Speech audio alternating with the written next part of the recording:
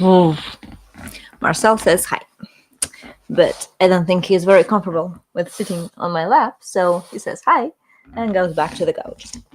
All right. Okay, sorry, folks. I'm a little bit late, like half an hour late. We just had a very important annual meeting on the team's results. So we are doing great. That's good news. We've done a lot this year as a team at Bellsoft, and I'm very proud of myself, actually, of everybody at the company and of myself too, because I had several very important highlights this year, namely the first offline conference talks, which got good reviews and which didn't send me into panic or whatever. So I actually like that. That's important.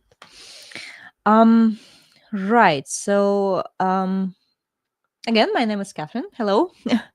If you don't know me for some reason, although I guess you should, because you're watching the stream, say hi in the chat. I will be very happy to hear from you. Say where you're joining from. How was your week?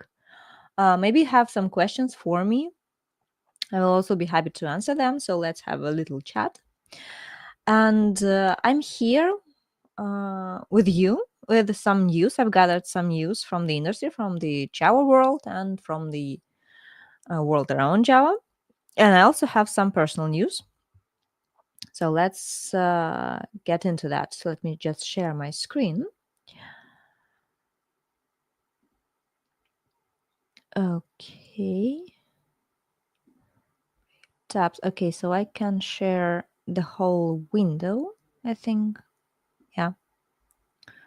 And I'm adding that to the stage. Okay, so the first news, the first piece of news is that the Java 1 registration is now open. It is a major Java conference, is the, as it is said, it is rightly said so, the ultimate Java conference. And if you have the chance to go there, please do. This might be a rare chance because unfortunately I can't visit because traveling to USA, well, currently it's going to be too much of a stress for me. But if there are any recordings, I'm looking forward to them, to watching them.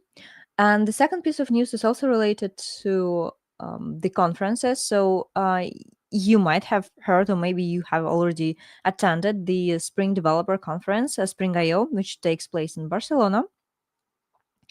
And today, by the way, I'm wearing the T-shirt from this conference, which is very nice. Now it's covered in Marcel. But anyway, it's a nice shirt. And the CFP for Spring I/O closes in a month. So if you are planning to give a talk there, this is the chance to do so, right? To submit a paper, submit a talk, and hopefully we'll meet there at Spring I/O in April. And that's all from me about the conferences. And then there is a bunch of releases that I wanted to share with you. So the first one is Spring AI 2.0 Milestone 1, which was released yesterday. So there are lots of improvements, security updates, improvements in documentation, and some bug fixes. And so if you are using Spring AI, I think that's a good chance to get the milestone and experiment with that, see what's new there, and try it out. And the next release is also related to Spring. So the Spring Framework 7.02 was released also yesterday, which also ships marine fixes and improvements.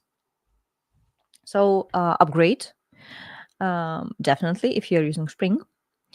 And then another release is also related to Spring. There are Spring Tools 5.0 or release. That's a major release. That's a very, very important release.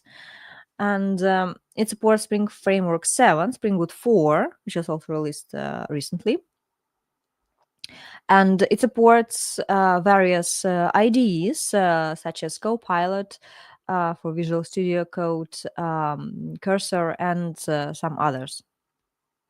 And there is a very nice blog post from Christian Zolov about the smart tools and how they can help you reduce the token usage with the dynamic tool discovery.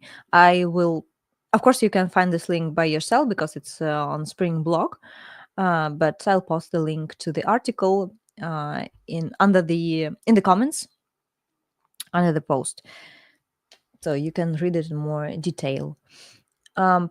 Some podcasts, some videos that were released. So there's the Fuji podcast, Code Community and Opportunity, making tech accessible for everyone,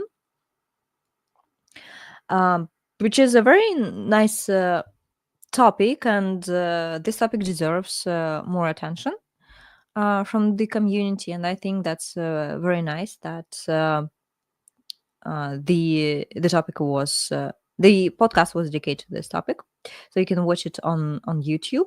For some reason, the page hasn't loaded here, but it's okay. You can watch it on YouTube. And then there's also the episode 42 of the Inside Java newscast that explores various promising Java projects, Babylon, Valhalla, Sumatra, and Panama. So please watch that too, of course, right? To stay in touch with the latest developments in Java, stay on top of the developments.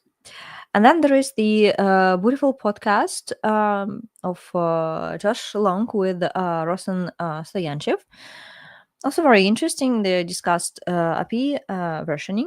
So you can also listen to the podcast on the platforms such as Spotify, as far as I remember, or watch it on YouTube.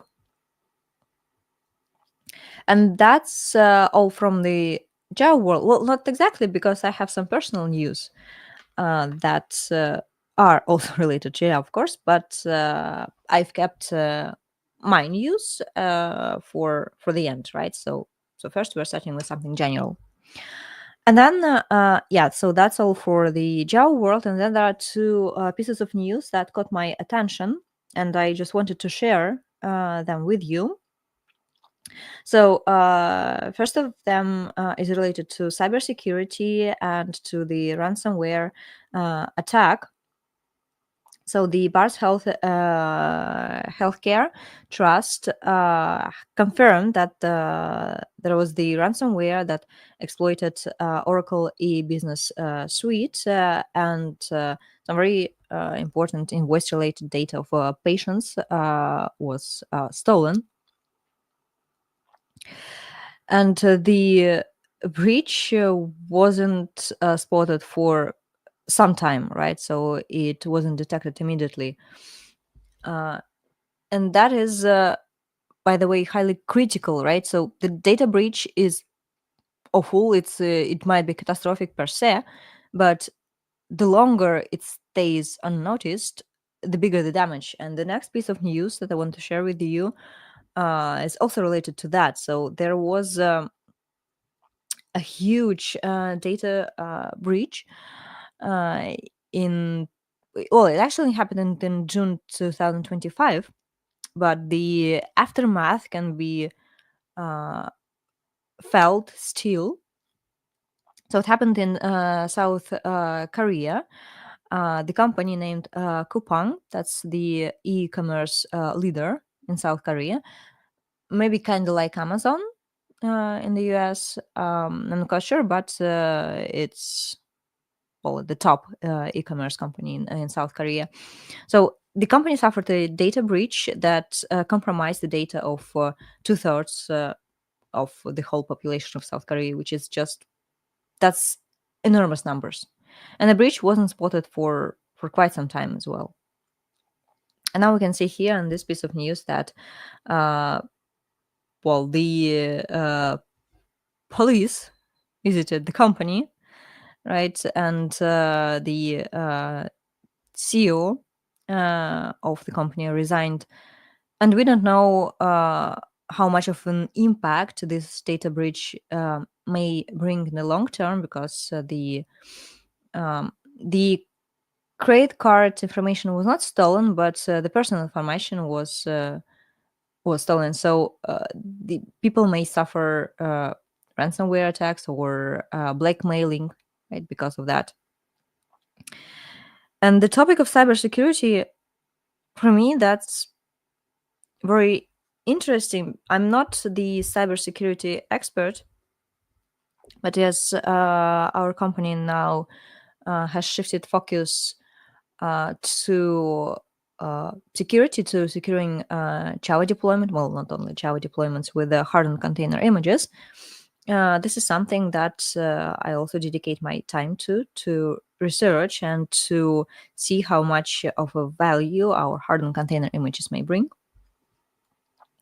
So these data breaches, the reasons might be different, of course. Again, I'm not an expert on these things. I don't know that. I just know that the reason for a data breach may be some employee that could have sold the passcodes, or could have had some vengeance plans or whatever, right? But it could have been a vulnerability in the infrastructure, and vulnerability that could have been exploited. And that's a major thing, because most deployments, cloud native deployments, do harbor thousands or even hundreds of vulnerabilities. And some of them are highly critical. It means that they can be exploited, and they may result in a data breach. So the less vulnerabilities there are, the lower, of course, the risk of attacks. Of course, it's never eliminated completely, right? You can never say that my systems are foolproof, right? They are absolutely invincible. Nobody can say that, but a clean infrastructure, transparent infrastructure without vulnerabilities, or with the lowest possible count of vulnerabilities, and with the vulnerability management in place, that is already a lot, right? And that can spare you a lot of trouble. So that's about that. Um, and then I also had some news to share. So Alpaquita Linux, our Linux distribution, was released. The LTS version of Alpaquita Linux was released, 25. There are lots of enhancements there. It's available for Intel, AMD, and Arch 64. It's available on various platforms, so you can get the binary, or you can get it as an instance in major clouds, or you can get a container image in various container registries. So there are lots of ways of getting Alpaquita Linux. There are lots of enhancements, yes. So the kernel was updated, and then there is the OSV scanner package that was added. So it enables you to scan the image and produce a software bill of materials, which is super important for provenance and for better vulnerability management, and also for compliance, right? Because some regulations already demand that companies introduce SBOMs into their infrastructure. And then there are micro VM images that are available for better security and for better resource efficiency when you use containers, and some other important additions with updated glibc, updated muscle, because Alpaquita uses two versions of muscle. There's the default muscle that is used in Alpine, and there's also optimized muscle, or muscle perf, that has better performance than the default muscle. So you can try that out. And also Alpaquita comes with a glibc. I posted the link to the release article, which I wrote and published today. So um, I encourage you to get to know Paquita because this is something. Um, oh, hi, Alexander. uh, there's something very important, and for me, I mean, it's also important for me. Oh my God, I sound like an egoist, right? But I'm not actually. Uh, Alpaquita Linux is an important step for Bellsoft into providing the most complete Java experience. And it is actually quite young, so it's 2 years old. It was inspired by Alpine, but the inspiration was there, and then our engineering team has decided that we can go further, right? So Alpine has only muscle-based version. It has only community support. And so we introduced also the glibc version. We optimized muscle so that it has performance equal to or even superior to glibc in relevant use cases where the default muscle lacks the efficiency. And also we have LTS releases and commercial support, which is available. So Alpaquita is open source and free to use in production, right? But there's also the commercial support if you need that as an enterprise. And also we introduced hardened container images just 2 weeks ago. That's also a very major milestone for Bellsoft. And my next piece of news was related to that exactly. So hardened container images is something novel, so to say, right? So people don't usually Google hardened container images, so it's a new concept, right? And at first, I know it's going to be maybe challenging because introducing concept is just the beginning, right? You have to explain why developers need hardened container images, right? So you need to find the words to explain that hardened container images are answers to the issues that they are having. And so I have already started working on that. And so there are a couple of articles that I wanted to share with you. Just a sec. Add to stage. So the first one is the announcement article, which was published in InfoQ. Bellsoft unveils hardened Java images, and this is basically the description of what it is, why it matters, so why they were actually introduced, and what it means for the developers. Right. So I'll post the link.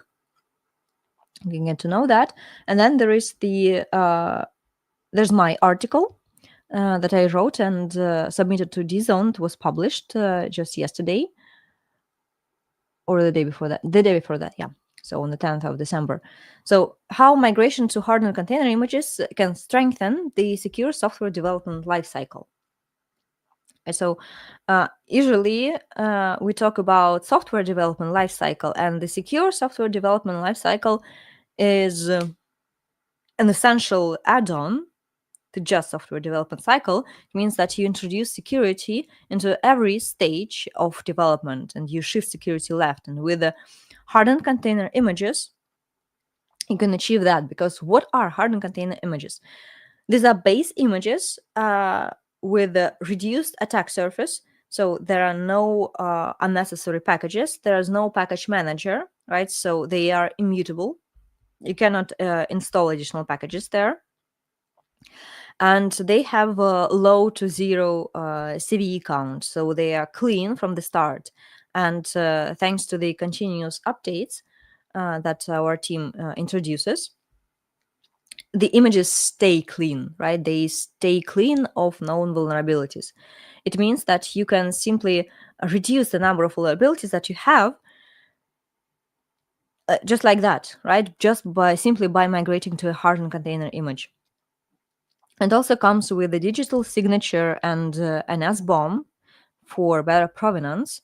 So you can introduce that into your secure development lifecycle, and you can build your vulnerability management processes upon this foundation, right? Because right now, if you're using just some random base from Docker Hub, and sometimes that happens, there are tons of vulnerabilities out there. The scanners are panicking. There's lots of noise from the scanner, and instead of actually working on the product, developers turn into hobbyist Linux maintainers or Java maintainers, runtime maintainers, and they have to work on the patches. They have to look for patches or introduce patches, although they have to fix the code that they didn't write, right? Because the base image, that's the base image, right? It's the Linux and the runtime, if you need the runtime. So why should you bother with fixing the vulnerabilities in the base image when you can already take something that is clean of vulnerabilities, and that stays like that? So the only thing you have to do is set up the continuous updates or the notifications that the image was updated. Then you rebuild the container image, and then that's already there, because the most vulnerabilities nest in the base images, not in the application code. So that's the goal of hardened container images. And this is going to be a focus, one of the focuses of my work next year, right? To introduce this concept, to nourish this concept, and to see where we can help, with which issues we can help to solve. And also, right, more tutorials, more guides on how to use them, how to introduce them, how to migrate to them, how to work with digital signatures, with SBOM. So just expect lots of materials on that, which is very exciting. For me, this is very exciting. I am a Java developer, and before that, I used to be, well, a very, very amateur Linux user. I mean, just like a couple of commands in the command line, that's it. And then I have to plunge into this world, the Linux world, which is very different from the one that I knew with the programming languages. And this is very exciting. So, and I'm happy to learn new stuff and to reveal new stuff, new horizons. This is super cool. So that was, I guess, all about my week and the week in Java. So if you'd like to drop me a question or say something, so I will be happy to hear from you. Oh, and by the way, the most important thing, today I'm having a live stream with the legendary Josh Long on the CyberJar channel. We are going to talk about the goodies that Spring Boot 4 brought to us. So this is Josh Long, friends. Do not miss this opportunity. Uh, at noon PST, be there. Yeah, it's going to be the translation on Twitter, on YouTube, on Twitch, and LinkedIn. So choose the platform that you're most convenient with. Of course, there's going to be a recording. So if you can't watch it online, no biggie, no problem. Just make sure that you watch it later, because that's Josh. Come on, you don't have to like me, but that's Josh. We listen to him, right? Whatever he says is going to be super exciting, super interesting, super important. So yeah, be there. I'm going to be waiting for you. This is actually very exciting to have a live stream with the legend. I mean, well, this year actually I had live streams with so many interesting people, with such great experts, with Java champions, and they're all such great, I don't know, I would say, well, not stars, but they are renowned experts in the Java world. And I was so honored to have streams with them and to talk about very different, very exciting topics. And I will make sure to keep the momentum going. And so next year, the streams that I have with guests are going to go out on a regular basis, like once in 2 weeks, I think. But that's going to be like super stable, right? I'm not sure if I can call it a podcast because, well, they are going to be regular, continuous, so it is already kind of a podcast. I don't know, maybe. What do you think? So drop me a note. What do you think about live streams? Do you actually like watching live streams on a regular basis, or just sometimes from time to time, or just to watch the people that you admire and or the topic that you are most interested in? Right. Okay. I think we can call it a day today, right? That was very that was a very long day. I mean, there were lots of reports that I had to prepare, and I also want to take a little bit of rest before the live stream. So I'll meet you in 5 hours. Not 5 minutes. So don't hold your breath, but in 5 hours, please be there. I'll be very, very happy if you attend our live stream with Josh. Okay. Right. Well, I think that's it for today. I'm not going to keep you for too long. If there is anything that you wanted to ask me, the last chance to do so, last 2 minutes. And I'll just, yeah, Marcel is sleepy. Okay, but he's listening. He's listening, and the cat is sleeping there too. Everybody's sleeping. I'm also very sleepy every day. Every day, I feel so. I always want to go to sleep. I don't know. I'm so sleepy. Maybe that's winter. Maybe I'm just hibernating. Oh, by the way, about the hibernating, I recorded a very cool video on hibernate. So do or die, or ditch or double down. And I can't wait to see it out on the Cyberjar, but I think it's scheduled for the beginning of January. So next week is going to be Java 26 features.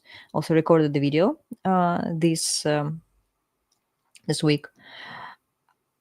I hope it's going to be good. At least it's not going to be just as fun as the last video on Java 25, where I unboxed all the Java 25 features.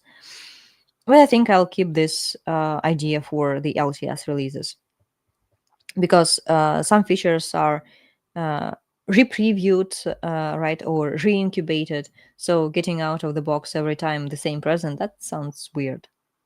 So I think I'll keep the box to the next LTS release. Right. So yeah, Hibernate's scheduled to go out in the beginning of January. And there's also a video on JPA, JDBC, Juke, ORM. So I have noticed that people sometimes mix these concepts up, and sometimes it's hard to understand what's the difference between JPA and ORM, or JPA and Hibernate, or Juke and JDBC. So I'm just separating the concerns in the video. So I hope it's going to be useful too. Right. Well, I think that's really it. Thank you for staying with me. That was short and sweet. I think I'll keep these streams, well, yeah, about 15 minutes, or half an hour. All right, this time is half an hour, but still not 45. Maybe 20 minutes. We'll see how it goes. Well, thank you for visiting. And until next Friday. Bye-bye.